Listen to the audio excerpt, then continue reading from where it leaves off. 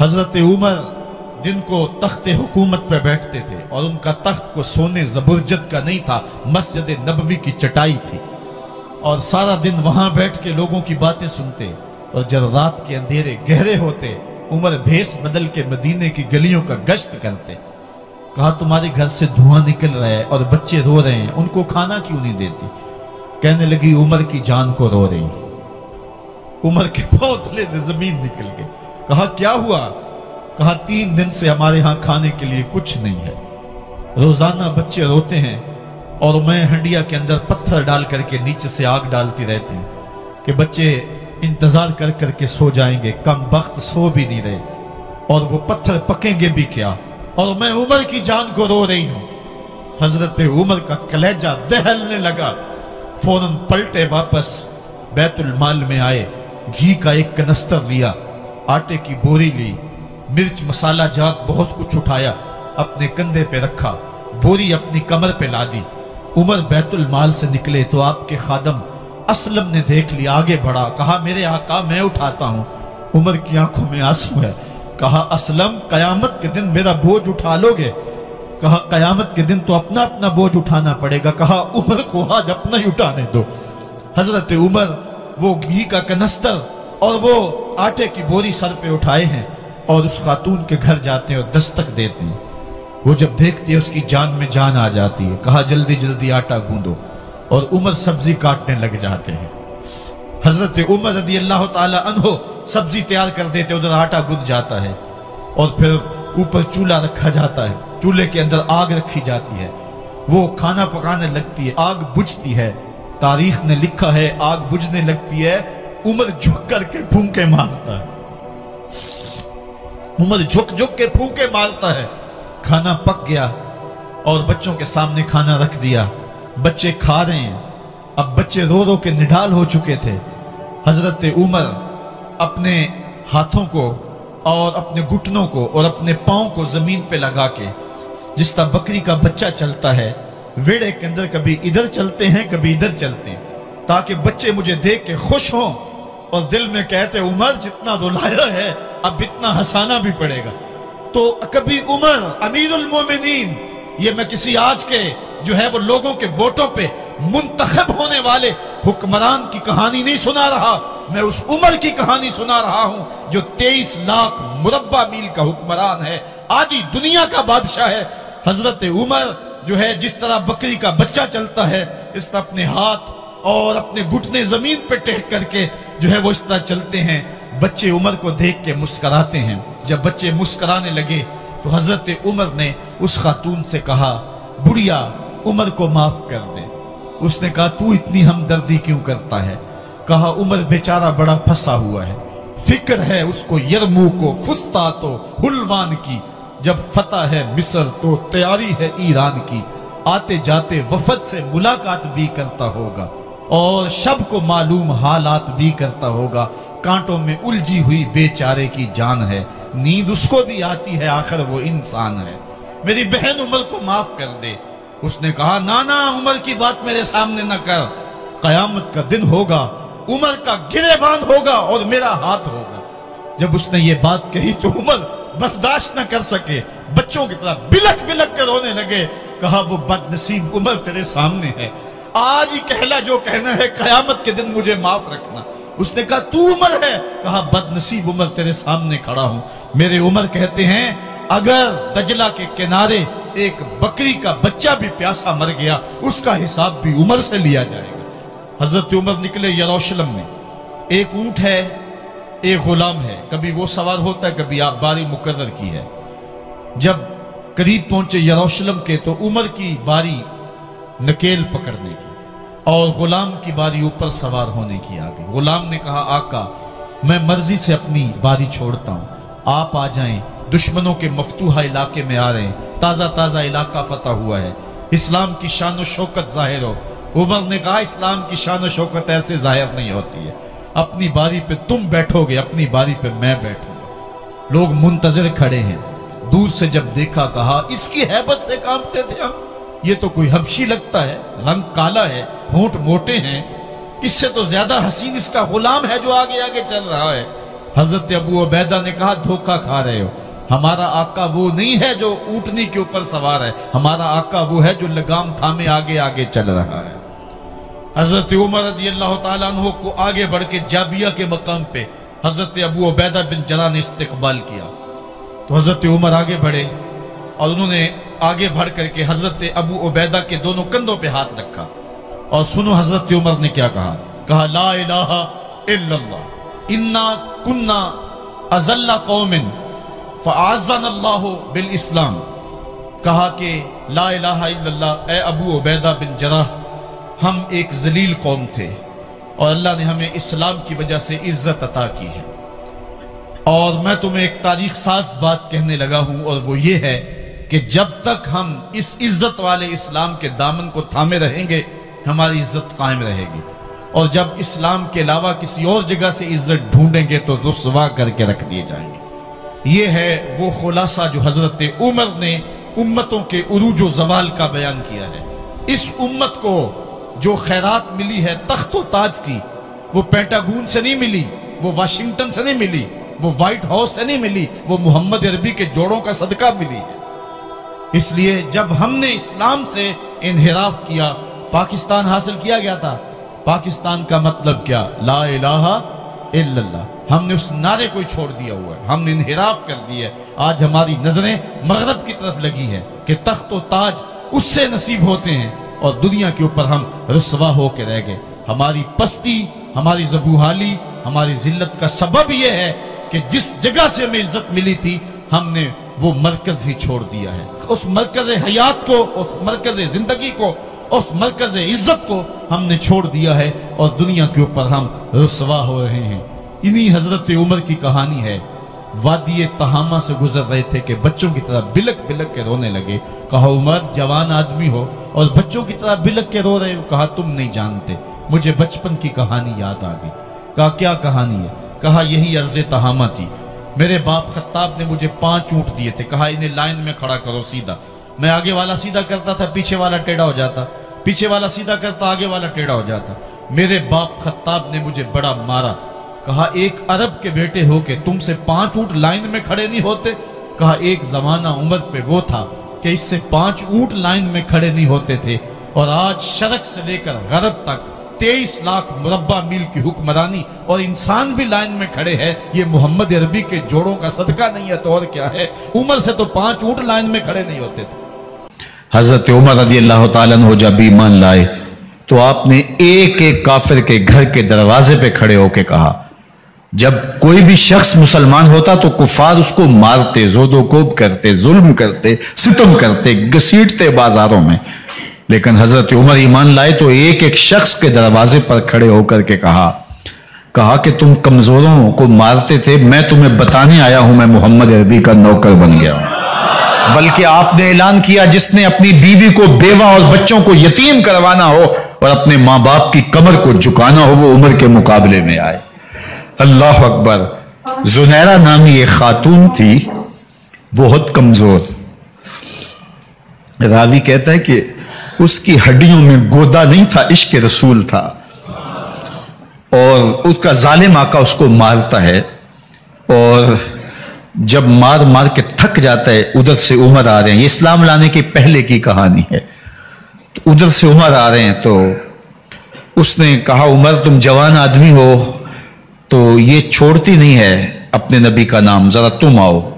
تو عمر کوڑا پکڑ لیتے اسے مارتے ہیں، مارتے مارتے تھک جاتے ہیں تو پانی پینے لگتے ہیں، تو کہتے ہیں مجھے تیرے پہ ترس نہیں آیا لیکن میں ذرا پانی پینے لگا ہوں، اور پھر گلے کے اندر کپ ڈال کر کے کوڑا اس کی رسی کو بل دیتے ہیں، اور اس کی آنکھیں باہر نکل آتی ہیں، اور کہتے ہیں بلا اپنے نبی کو جو تیری آنکھوں کی بینائی واپس کرے۔ اللہ اکبر۔ تو اس نے آسمان کی طرف منہ کر کے کہا مالک میں کبھی بھی آنکھوں کی بینائی نہ مانگتی، لیکن اب تیرے نبی کی عزت کا سوال ہے۔ آنکھوں کی بینائی واپس ہو جاتی ہے۔ زنیرہ کو بڑا مارا۔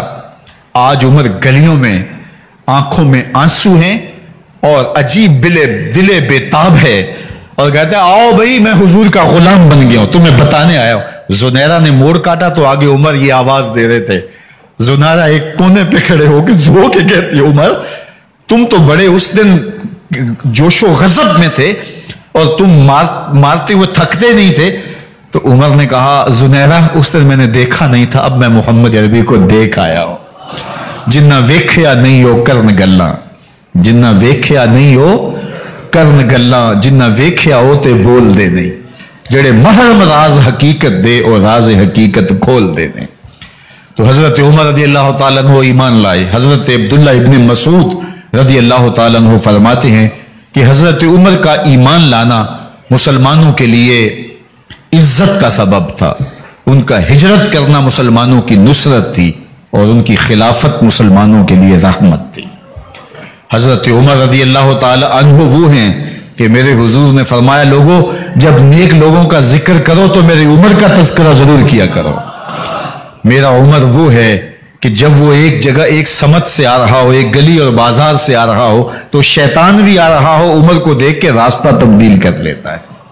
हजरत उमर रदी अल्लाह तआला अन्हु की तबीयत के अंदर जो जाहो जलाल था, तबीयत के अंदर जो सख्ती थी, वो इस्लाम के अंदर आकर भी कायम रही। और आपने वही सख्ती, वही जाहो जलाल जो पहले मुसलमानों के खिलाफ था, अब कुफ्फार के खिलाफ, मुनाफिकीन के खिलाफ हजरत उमर की तबीयत के अंदर वो जोश खरोश बदस्तूर मौजूद रहा। लेकिन जिस दिन आप खलीफा बने तो उस दिन आपने मिंबर पे चढ़ के जो खुतबा दिया उसमें कहा, लोगों मैं सख्त इसलिए था कि रसूलुल्लाह नरम थे, फिर मैं सख्त इसलिए था कि हजरत अबू बकर सिद्दीक नरम थे, अब मैं तख्ते खिलाफत पे बैठा हूं, अब मेरी सख्ती जो है वो नरमी में तब्दील हो गई। सिर्फ फासिकों, फाजिरों और बागियों के लिए मैं सख्त हूं, बाकी तुम्हारे लिए नरम हूं। सबसे कम जो तनख्वाह बैतुल माल से अगर किसी वजूद ने ली है तो वो हजरत उमर रदी अल्लाह तआला अन्हु ने ली है। सिर्फ 2 जोड़े लेते थे साल में, और रावी कहता है कि मैंने देखा है कि उसमें भी 17 पैबंद लगे होते थे। हजरत उमर रदी अल्लाह तआला अन्हु का तर्ज जिंदगी, आपका अंदाज मुआशरत और आपका अंदाज खिलाफत, हर लम्हा आपकी जिंदगी का उठा के देखिए कितनी मर्तबा कुरान हजरत उमर की राय के मुताबिक नाजिल हुआ है। अल्लाह ताला जल्ला शानहू ने उनको साहिबे इल्हाम बनाया था। हर उम्मत में कोई साहिबे इल्हाम होता है, हुजूर की उम्मत का साहिबे इल्हाम हजरत उमर रदी अल्लाह तआला अन्हु, और आका करीम ने उन्हें अपना वजीर करार दिया। फरमाया, मेरे 2 वजीर आसमानों में हैं, 2 वजीर जमीनों में हैं। आसमानों के वजीर अबू जो है वो जिब्राइल और मेकाइल हैं, और जमीन के वजीर अबू बकर और उमर हैं रदी अल्लाह तआला अन्हुमा। तो अल्लाह ताला जल्ला शानहू ने हजरत सैयदना सिद्दीक अकबर के बाद हजरत सैयदना उमर बिन खत्ताब रदी अल्लाह तआला अन्हु से जो काम लिया, मुख्तसर दौरे खिलाफत के अंदर 10 साल 6 माह 4 दिन आपने खिलाफत फरमाई है। लेकिन कहां से चले और यहां मकरान तक, बलोचिस्तान का हिस्सा है, यहां तक आपके सल्तनत की हुदूद वसी हुई। उधर आर्मीनिया तक जा पहुंचे, हमस फतह किया, कादसिया, यरमूक। आप जरा देखिए कि कहां तक आपकी फौजों के घोड़े दौड़ते रहे, और अल्लाह ताला जल्ला शानहू ने उनको जो तवानाई, अदल और इंसाफ की कुव्वत अता फरमाई। अल्लाह अकबर। जब जमीन पे अदल किया हो तो जमीन भी हुक्म मानती है, और हजरत उमर वो थे जिनका हुक्म हवाएं भी मानती थी, जमीन भी मानती थी, जिनका हुक्म जो है वो आग भी तस्लीम करती थी और दरिया भी उनका हुक्म माना करते थे। मिस्र के अंदर रस्में बद जारी थी, ये रस्में बद जारी थी कि साल के बाद 1-2 शीजा को जेवरात पहना के अच्छे लिबास में मलबूस करके दरिया की भीड़ चढ़ाया जाता, उसकी कुर्बानी दी जाती, उसका खून बहता तो दरिया चलता। जब इस्लाम मुसलमानों ने मिस्र फतह किया तो गवर्नर ने लिखा कि इस्लाम तो इस तरह की रसूम की इजाजत नहीं देता, लेकिन खुश्क साली है, लोगों की फसलें वीरान पड़ी है, तो हजरत क्या किया जाए। तो हजरत उमर रदी अल्लाह तआला अन्हु को जब कासद आके पैगाम देता है तो कागज के टुकड़े पे लिखते हैं बिस्मिल्लाहिर्रहमानिर्रहीम। मिस्र के नील की जानब उमर का खत लिखते हैं, ऐ नील, अगर तू अल्लाह के हुक्म से चला करता है तो चल, वरना हमें तेरे चलने की कोई हाजत नहीं है। और कासद को कहा, ये खत ले जाओ और जाके दरियाए नील में फेंक दो। قاصد جا کے خط دریائے نیل میں پھینک دیتا ہے، پانی آتا ہے، ایسا دریائے نیل چلا 14 صدیاں ہوئی ہیں آج تک کبھی بند ہی نہیں ہوا ہے۔ دریا حکم مانتے ہیں، آگ نکلتی ہے۔ لوگ حضرت عمر رضی اللہ تعالی عنہ کے پاس آئے، حضرت لاوا پھوٹا ہے، آگ نکل رہی ہے اور مدینے کی طرف بڑھ رہی ہے، اب کیا کیا جائے؟ فائر بریگیڈ تو زمانے میں تھی نہیں۔ عمر نے اپنی قمیض اتاری، جس قمیض پہ 17 پیوند لگے ہوئے تھے چمڑے کے، کہا یہ قمیض لے جاؤ، جدھر آگ بڑھ رہی ہے آگے ڈھالنا، آگ پیچھے بھاگ جائے گی۔ زلزلہ آتا ہے تو زمین پہ دہرا مارتے ہیں، زمین رک جا، کیا عمر نے تیری چھاتی پہ عدل نہیں کیا ہے؟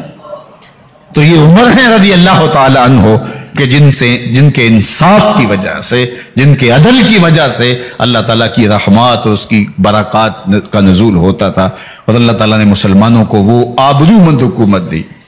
کائنات کی تاریخ کے اندر ایسی حکومت آپ نے نہیں دیکھی ہوگی جو حضرت عمر نے حکومت کی ہے۔ اللہ اکبر۔ فرمایا فرات کے کنارے پہ ایک کتا بھی پیاسا مر گیا تو اس کا حساب بھی عمر سے ہوگا۔ جب اتنے علاقے فتح ہو گئے تو ایک دن حضرت عمر بیٹھ کے رو رہے تھے، تو کسی نے کہا حضرت رو کیوں رہے ہیں؟ فرمایا کہ میں اس لیے رو رہا ہوں کہ فلاں پل سے بکریاں گزری ہیں، تو پل کے اندر شکستگی تھی، ٹوٹا ہوا تھا پل درمیان میں کچھ، اس میں ایک بکری کی ٹانگ ٹوٹ گئی ہے، تو میں ڈرتا ہوں کہیں اس کا حساب نہ لیا جائے، کہ میرا رب یہ نہ پوچھے کہ عمر تو نے پل صحیح تعمیر نہیں کروائے تھے کہ ایک بکری کی ٹانگ کیوں ٹوٹی ہے۔ یہ ہے حضرت عمر رضی اللہ تعالی عنہ۔ اللہ اکبر۔ حضرت سیدنا عمر رضی اللہ تعالیٰ عنہ کی پوری زندگی آپ دیکھ لیجئے۔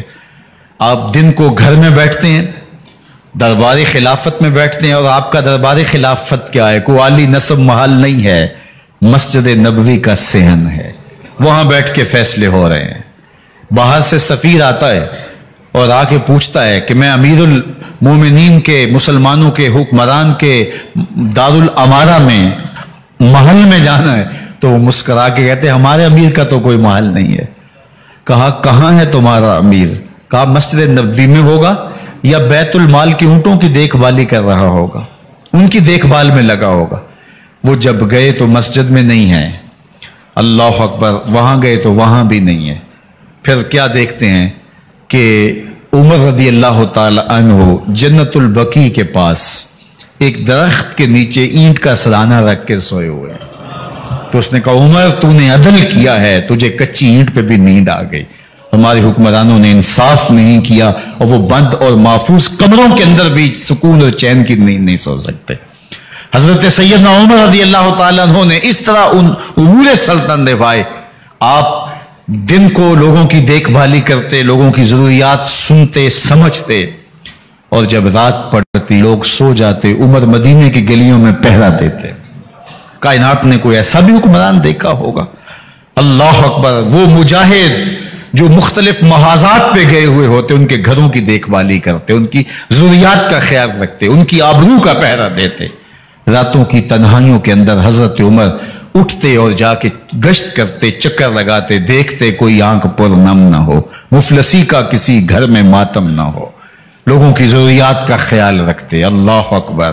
ایک دن حضرت عمر رضی اللہ تعالیٰ عنہ ایک گھر کے قریب سے گزرے، گھر سے دھواں نکل رہا تھا، سوچا کوئی مہمان ہوگا، گزر گئے۔ تھوڑی دیر کے بعد پھر دوبارہ اس گلی سے گزر ہوا تو پھر دھواں نکل رہا تھا، پھر گزر گئے۔ 2 گھنٹے کے بعد پھر دوبارہ ادھر سے گزران ہوا تو پھر دھواں نکل رہا تھا۔ رات کا پچھلا پہر ہے، ابھی تک گھر سے دھواں نکل رہا ہے۔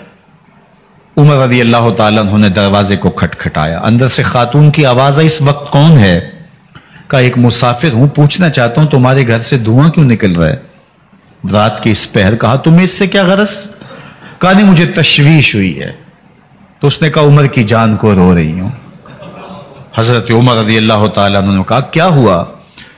کہا کہ کھانے کے لیے گھر کچھ نہیں ہے، بچے ضد کر رہے ہیں، ہنڈیا کے اندر پتھر ڈال کر کے میں نیچے سے آگ دیے جا رہی ہوں، بچوں کہتے ہیں تھوڑی دیر ہے کہ بچے تھک کے سو جائیں گے انتظار کر کے، تو کچھ ہو تو پکے، اور بچے ہیں بھوک سے، شدت بھوک کی وجہ سے سو بھی نہیں رہے، اور میں یہاں بیٹھے عمر کی جان رو رہی ہوں۔ حضرت عمر رضی اللہ تعالیٰ عنہ واپس آئے، گھی کا کنستر اٹھایا، آٹے کی بوری لی اور ساز و سامان لیا۔ خادم تھا آپ کا اسلم بیت المال میں، اس نے حضرت یہ سب کچھ میں